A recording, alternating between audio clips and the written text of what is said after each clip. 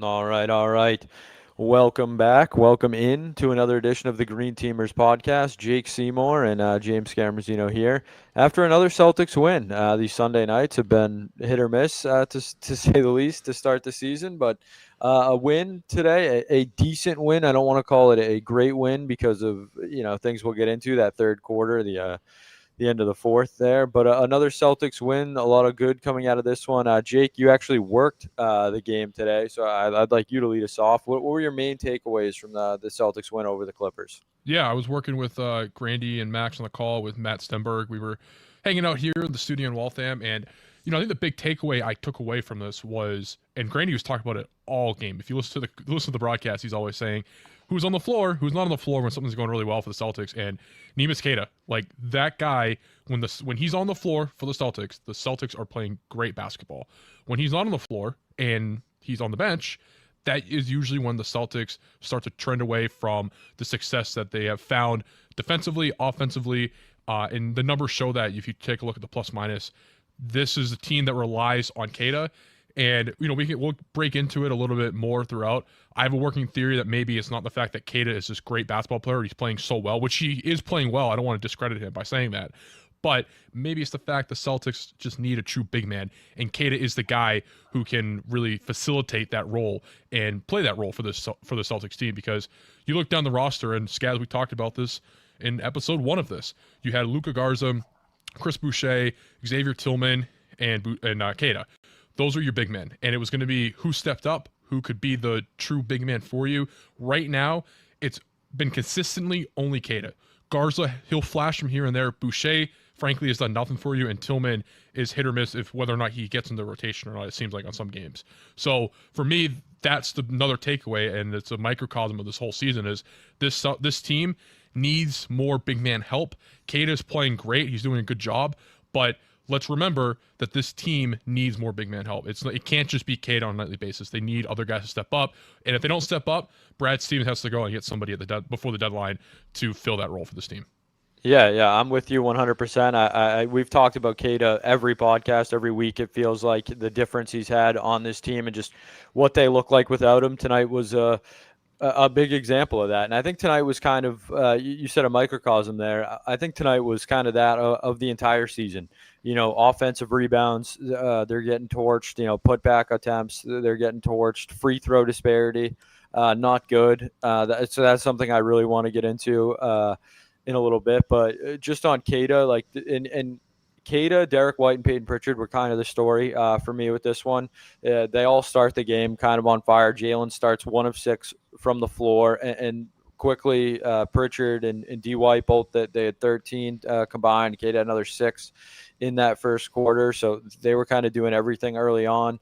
And then Pritchard and D. White have struggled this year. I had Peyton Pritchard at 28.1% shooting the three-pointer heading into this game, and Derek White was at 29.2%. And Pritchard goes 8 for 13 today. White goes 4 for 8. That's both 50% and well over 50%. That's a huge takeaway for me from this one. They need those guys to be better, and that's kind of who the Celtics are. Like, Jalen wasn't great. A lot of shot opportunities again for Jalen. Like, he was 14 of 33, which that's kind of you're going to get some of those games. But down the stretch, he was taking shots that you needed him to take.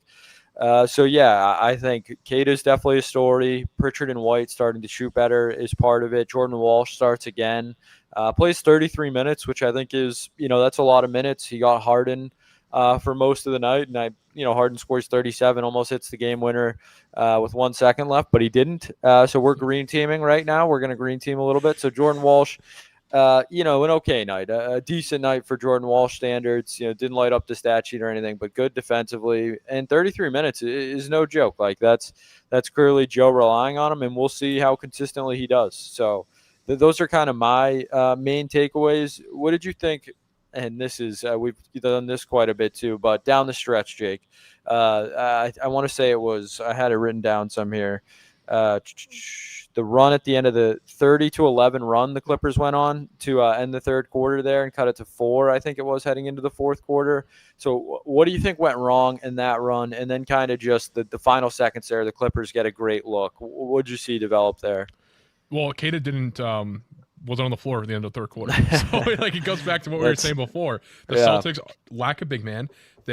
Or consistent use of a big man outside of Kada, and when they don't have that on the floor, this is what happens. This game should have never been close at the end. The James Harden buzzer beater attempt should have never happened. This Celtics team, again, and it goes back to last year too, they can't close teams out. For whatever reason, there is something wrong with the Celtics mentality late games, Missoula ball late. Something just always goes awry with this team and this franchise over the last few years when it comes to closing out teams. And you frankly can't have that. Like, I don't know how many times we have to talk about this until it just gets fixed. Not that, the Celtics are sitting here listening to us and are wondering what, we think about their game. But at the end of the day, certainly not. This is happening on a consistent basis with this franchise. And it's like we sound like broken records talking about this, because it's like, oh, Celtics blew another late game lead. Luckily this time for the Celtics, it didn't cost them a win, a potential win, which should have been easy.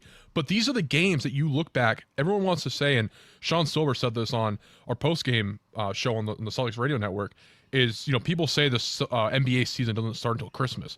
But these are the games that you're going to go back to in April and circle and say, yeah, you know what? The Celtics should have been able to rest their starters. Jaylen Brown, who's been playing tremendous basketball at the start of the season, should have been on the bench resting and gotten a night off after having the first stretch of consistent days off this entire season. This should have been another off night after the third quarter, maybe the second half, but definitely after the third quarter for Brown, White, Pritchard, Kada, all the stars. And you should have saw the young guys getting in there, getting some reps.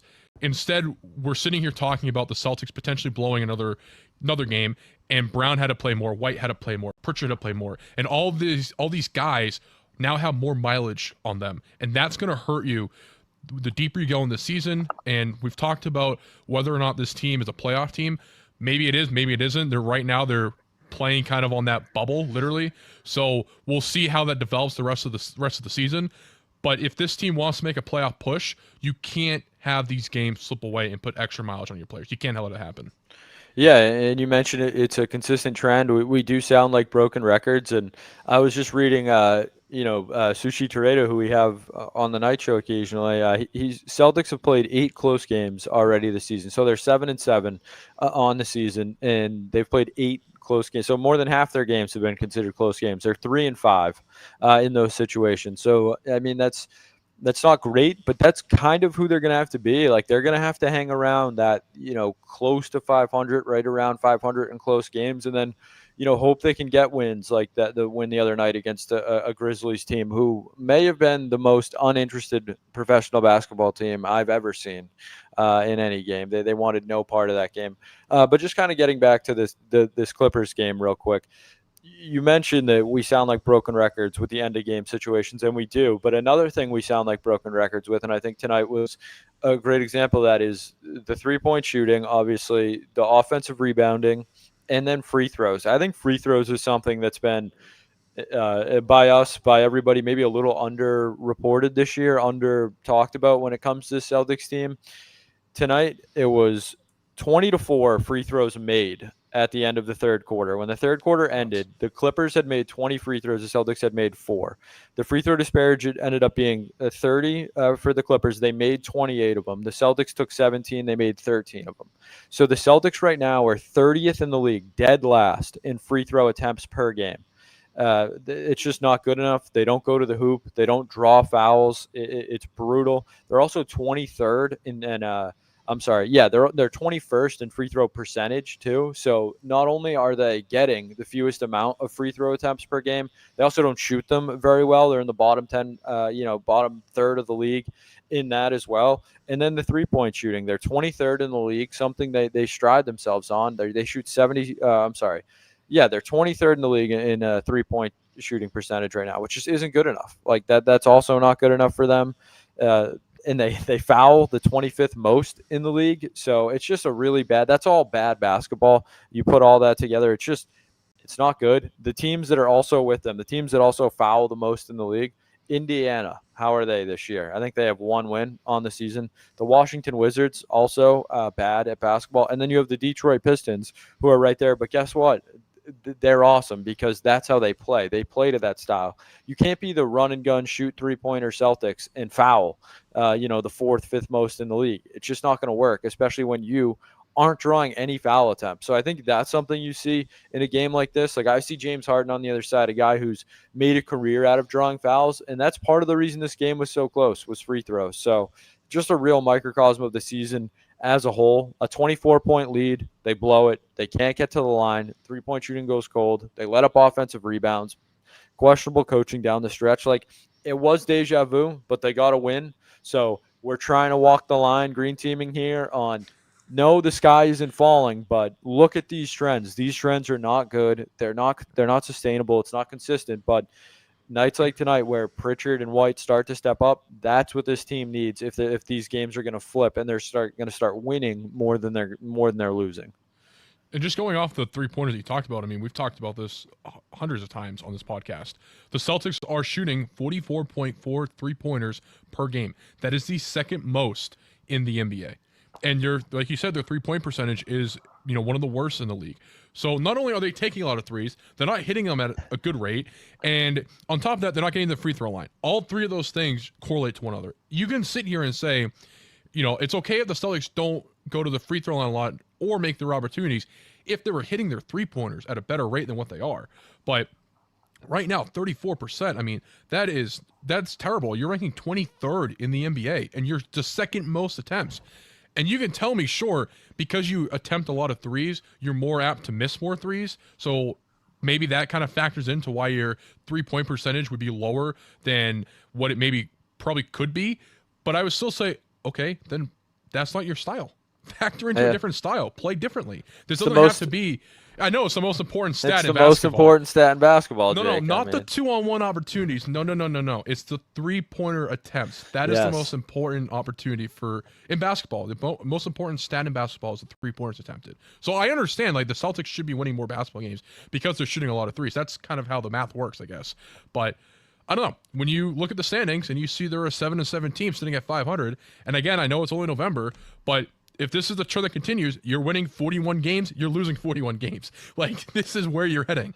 And maybe that's good enough to get you in the playoffs in the Eastern Conference. In a terrible Eastern Conference right now, multiple teams are at, 1-2 wins, just disgustingly bad basketball. So maybe that's enough to get you there, but I wouldn't hang my hat on that if I was the Celtics.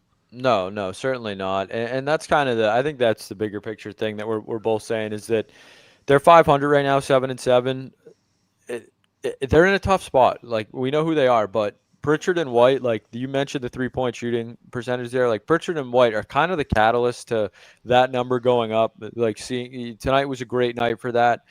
Maybe they're starting to find something here a little bit with Jordan Walsh in the starting lineup. I still think we're going to see Minot there. I think it's going to rotate. Boucher has been buried. You see him in flashes, but I'm with you.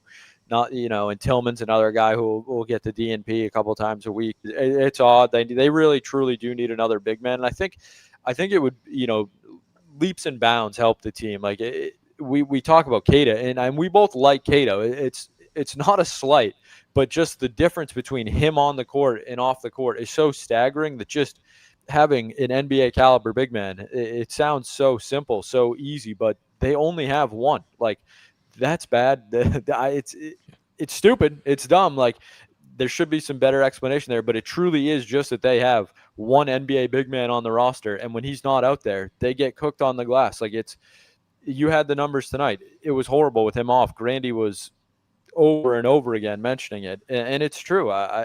So I almost think it's going to force Brad's hand to do something, and especially if Jalen keeps playing how he's been playing, like, they don't need to go out and acquire Anthony Davis or any of the crazy things some of the callers in the station might say. But if you can get a serviceable big man, just a decent NBA big man, like, that could go a long way for this roster. And maybe this week with the schedule coming up, they play the Nets twice, back to back, one there, one in Boston. Like, you could start to build something, get over 500, kind of set the rotations in stone more. Ugo's been good. And it's another week. They played 3 games, since we talked last Sunday. They're going to play 3 games again, I believe. I think they play the Nets twice, and then they play next Sunday too. I had it pulled up before. I can't quite remember, but like that's a big break for them. They've been playing a lot of basketball. Jaylen Brown's carrying, most of the offensive load at this point. So if they can kind of rack up a couple wins here, get a couple games over 500, like you said, this Eastern Conference is bad. Like It's that's terrible. It's embarrassing to the game of basketball how bad this Eastern Conference is. it's There's really three bad. one win teams at the bottom. And by the way, for the people who want to say the Celtics should be tanking this season, those are the teams you're competing with. 1-win teams through the middle of November. That is terrible. It's terrible. a great point. It's a great point. The tank is off. Not because the Celtics have, lit the season on fire or anything like that, but because you're absolutely right. The rest of the league is so bad. They would have to do horrific things to tank. They would have to do unspeakable things to tank this season. Like Peyton Pritchard, Derek White, Jaylen Brown, that's more than enough to not tank, especially with what you're getting out of Ugo, Minot, Cato, like we've mentioned. And I think another good week for Ugo Gonzalez. He got a little banged up, tweaked the ankle, only played, 8 minutes the other night, but a good week for him. He continues to build on it. And probably, a guy we haven't talked about a ton, we talked about him a little, but is Jordan Walsh. A guy who's kind of stepped up, a guy who's been written off. At one point, people were saying he was in the G League too long, but the Celtics roster was just so stacked. I mean, where was he going to play before this season? And now he's a guy who's, waited, his time. He was in Maine, and now he's kind of getting an opportunity. And he's certainly not an offensive powerhouse, but he's proving that he can be an NBA caliber role player and be a fill-in a starter when needed. What have you seen out of Jordan Walsh this week? Yeah, I'm glad you brought him up because he's been very impressive for the Celtics so far this season. Because, like you said, he's a young guy coming in, second-round pick. He was in the G League for most of the start of his career. And I think, frankly, people wrote him off because of that. And it maybe entirely wasn't fair considering he was like 19 when he got out. He's still only 21 years old. Yeah. So, we're sitting here talking about this kid who is just starting to get his feet under him in the NBA. And it's not really entirely fair to just write him off after, just his third or fourth season in the league. He's 21 years old. Like, give the kid a time to develop. And tonight, he played tremendous defense against James Harden for most of that game. James Harden at one point was like 1 for 9 in the contest. Walsh was the primary defender on him, and I thought that was good. Like, it looked good for Jordan Walsh. Now, James Harden obviously torched the Celtics at the end and did frankly, NBA superstars do. They elevate their game in the best moments of a game to put their team in a position to win, and really was a few inches away from putting the Celtics into overtime. So I don't really put that on Jordan Walsh. I kind of tip my cap to James Harden on that and say, yeah, Harden's a special player. That's going to happen. Of course it's going to happen. But the fact that he was able to mitigate a lot of his offensive production for most of that game, I think was a strong suit for Jordan Walsh. Just entirely with him, he's a guy who the Celtics need to step up considering their big man situation. I mean, Chris Boucher and Xavier Tillman did not play tonight. And so you have Luka Garza, Walsh, and Keita filling in. Maybe that 3-man rotation can work. I have my doubts about that, especially with Garza's inconsistency. And not to mention, you're putting Walsh and Keita in the starting lineup. So you have one big man coming off the bench. That, to me, is not a winning formula. Even though Walsh and Keita are playing great and Garza will flash from time to time, to me, you need someone else of that 5-man group to step up. Walsh has been excellent so far. He's looked good in his starts. And there just needs to be more development on the Celtics roster as a whole. And that's kind of, I guess, where I go with it. Not to discount what Walsh has done, but yeah, he's looked great. But he's a rotational piece. He's a guy who you throw in a starting lineup here and there. You still need someone else to step up and make this team that much better. Yeah, and I'm really glad you mentioned Jordan Walsh's age there, because I do think that's something that gets kind of lost in the conversation. And it's pro sports. People don't have any patience. Fans don't have any patience. The media, we certainly don't have any patience if a guy's going out there and learning on the job in the NBA or the NFL, whatever sport it is. Like, it can be rough. It can be brutal as a fan. And I think you kind of have seen some of that with Jordan Walsh. But now that he's getting more regular minutes, more comfortable, kind of knows his role, what's expected of him, and he knows he's going to play. I think that's also a big thing too. When you just don't know when you're going to get minutes, if you're going to get minutes, that can be a hard thing for a player too. But now he knows the Celtics kind of need him this year, and he's shown up. So I think that's a good thing. You mentioned Luka Garza. He's another guy. where, yeah, he's given the Celtics some really good minutes this year, double-digit rebounds here and there. He scored 15, 16 points when needed, but it's just not consistent enough. That's why I think the need for another big is just so glaring that they'll be forced to do something at some point, because the Boucher thing, I mean, it's a failed experiment. I thought it was a good signing. I thought he would shoot the three. I thought he might stretch the floor, be a little more athletic than he is, but he looks slow. He looks, three ball hasn't been great. Like, Brad hasn't had a lot of whiffs. The Chris Boucher one might be his biggest whiff so far, and it's only Chris Boucher, but it hurts his team. So that's a tough spot. Josh Minot's another streaky guy where he'll plug and play, but that's who the Celtics are. So I'm 100% with you. They need another big, and it's going to be a lot of experimentation this year. I thought Missoula was okay tonight. Again, they blow the lead. Harden got a wide open look, basically, with 1.6 seconds left. I thought it was actually a pretty decent play, drawn up, but it just can't happen. And yeah, now you get the Nets, a team with Michael Porter Jr. and nobody else, Nick Claxton maybe. So you should be able to get some wins here, and we'll see what happens. So I'm kind of, I think, more impressed with the Celtics this week than we were last week, just because two good wins. The 76ers game they lost, ugly one. Kelly Oubre gets a putback late, like, can't happen. Jaylen Brown took full responsibility, and I think that's a good thing. I think it's also the Jaylen Brown where we get it, but can we see it, please? Right. And I just want to comment on this really fast because I was doing the game with Stenberg in our studio doing the board. So when you're doing the board, you got to cut highlights. There's a lot of moving pieces. You're always thinking, your producing head, like, what's next? Where am I going? That kind of stuff. So you don't actually get to see the game with your eyes watching on TV. I knew what happened. I obviously was following it because I was listening to Granny and Max, who do a great job for the radio. But also, it's nice just to see the play and with your own eyes and just see all the details of it. So I knew that this play was pretty bad when Granny said it on the air. I just watched it on NBA.com. They just posted the highlights. I can't believe this pass. It was an inbound pass from underneath the basket, went the full length of basically the full length of the floor, all the way to the free throw line, where it kicks out to Harden on the wing, and he's able to get a wide open look up. Like, guys, you can't let that happen. This Celtics team is not good enough to overcome a dumb mistake like that. You can't let a team throw the ball from inbounds underneath the basket all the way down the floor to get a wide open three. Come on. That to me is effort. That's an effort play. And also a little bit of coaching. I feel like Missoula, you can't put your guys in a situation to make sure that play doesn't happen. Like, that, if James Harden had hit that shot, which, to be honest with you, he probably should have. That shot was about as open as James Harden needs to hit a three-pointer. He probably should have made that shot. We would be sitting here, and I would be flaming this team for that, because that is an inexcusable mistake. You cannot let him get that wide open, and no wonder why. I've cut the video on social media for Granny and Max's call of the game, and I saw everyone's faces. Yeah, no wonder why everyone's faces was surprised, because that three should have went in, especially about how much of a hot streak James Harden got on toward the end. My God, that is just terrible. Yeah, so I'm glad you just watched it, because it was a good play. Like, I almost give the Clippers some credit there. I don't know how designed it was. You never really know in those situations if it goes exactly as planned or not. But, tip of the cap, I think. That's about as well as a play you could hope for if you're the Clippers, That's what I'm saying. Like, I was really impressed with it just from a nerdy basketball perspective. And, Harden's had some issues, late games in Boston, run into Marcus Smart a couple of times, and then he chucks that one up. And, he should have hit it.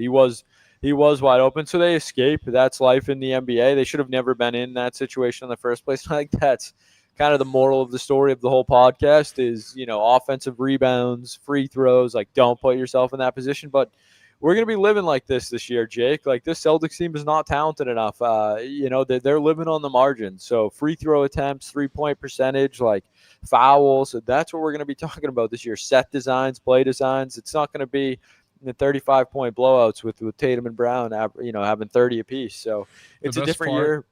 Please, Sorry, the please. best No, part no, about go. this Miss Harden clip is shout out the NBC cameraman and producers who did, and the board operator who decided to cut the Bill Chisholm after the 3-pointer. Man, he is so giddy sitting courtside. He has the biggest smile on his face. The security guard who was trying to get onto the floor to make sure nothing terrible happens bumps into Bill Chisholm by accident because Bill Chisholm was just so giddy about what he just witnessed with his own two eyes. Man, what a sequence of basketball. I'm glad you got to see it. Yeah, he fits in the Wick mold very well. You know, he's there. He's having fun, pumping the crowd. Green Yeah, teamers. he's one of a green team, us guys. Yeah, exactly. He's one of One us. of You know, he us. had his Larry Bird footy pajamas too. So yeah, super excited. We'll see how excited fans are in the offseason when we see what he does with his money. That's what I'm holding out hope for. That's when I'll make my real decisions, declarations on Bill Chisholm. We'll see. I'm a big fan of his wife's work. If you're unfamiliar with her her books, I can always recommend those. That's Yeah. we've all. She wrote a book, Jake. That's all. I mean, she did. She's She is talked an about it. author, technically. She's a published author. A very good one. Interesting book. I'll say that. So yes, it's another good week in Celtics basketball. Only 3 games to talk about, so maybe a little abbreviated green teamers this week. I'm looking forward to this next week. I don't really have the Celtics. They are who we thought they were, and they almost we almost let them off the hook today, but they win. It's a good win. Jake, do you have anything else that's eating away at your green teamer mind there? Just want to look ahead. I guess they got Brooklyn coming up on Tuesday in Brooklyn, and they host Brooklyn on Friday, and then Orlando next Sunday. So, I mean, those 3 games to me are games that are going to be interesting just to see how they develop because, Brooklyn is Brooklyn. We all know Brooklyn isn't a great basketball team. So, can they not scoop down to that level of bottom tier of the Eastern Conference? Can they stay afloat in that? And then, of course, Orlando, who they split with in that 2-game baseball series in Orlando earlier this month. So that, to me, would be a good barometer for improvement. If they can win both Brooklyn games, which they should be able to do, it's a Tuesday game on the road. You got plenty of rest going up to it. And then Friday night, you're at home. And then Sunday, you're still at home. We could be sitting here, Scaz, next Sunday night talking about a team that's won 5 straight. They beat Memphis, back-to-back wins tonight. So that's a good start for them. You win 3 in a row. All of a sudden, you're at 5 wins. 5, it'd be what?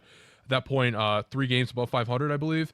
And then you got Detroit, a marquee game on Wednesday night on ESPN. Like, that's the perfect situation to set yourselves up to have success and showcase that at the national level. So if the Celtics got a chance here to actually prove themselves and to show that they've grown over the last month, this would be the time to do it. We'll see if they can handle it. Yeah, and just on that Brooklyn point, I was doing a little scoreboard watching here. Brooklyn is currently up 110-97 on the Washington Wizards right now with 5 minutes left in the fourth. So there's a chance you play a Brooklyn team that has 2 wins instead of 1 win. So they're coming in hot too. Don't discredit them, but yeah, it's not a very talented Brooklyn team. Michael Porter Jr. Everybody should be familiar with him from his time in Denver. Tyrese Martin's a good little player. Nick Claxton's been there for a while. Can't hit a free throw to save his life, would fit in on the Celtics. Very good at rebounding, though, so they could use that.